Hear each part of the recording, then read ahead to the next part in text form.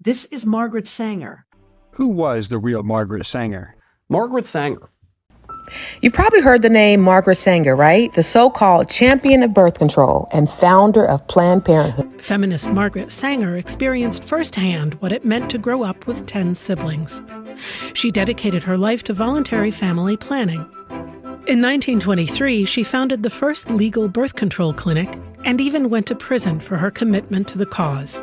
Her biggest contributions to the world? Well, if you looked at the history of the pill, especially in America, her name keeps popping up. The part of Sanger's history that those who celebrate her conveniently leave out was the fact that she wasn't interested in contraception. She was more of a eugenist. Sanger's involvement in contraception development was more about getting rid of what her and her racist and anti-Semite friends considered inferior parts of the population. Women's freedom and self-determination was just an afterthought. Margret Sanger's Birth Control Review often highlighted its parent organization's mission, the America Birth Control League, which is to promote eugenic birth selection throughout the United States so there may be well-born and fewer ill-born children, a stronger, healthier, and more intelligent race. In summarizing the relationship between birth control and eugenics movements, Sanger said, "Before eugenists and others who are laboring for racial betterment can succeed,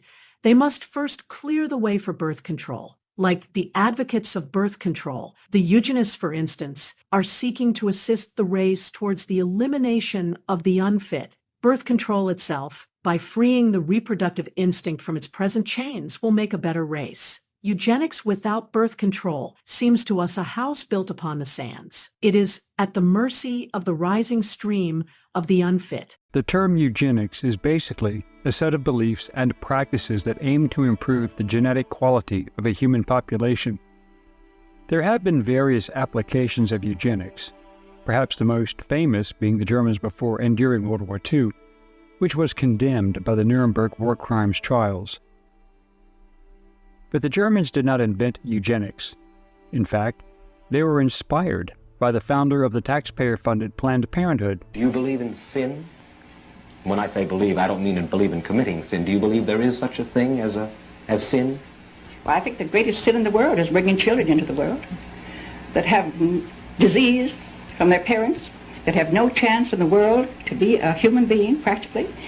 Delinquents, prisoners, all sorts of things just marked when they're born. That, to me, is the greatest sin that people can commit.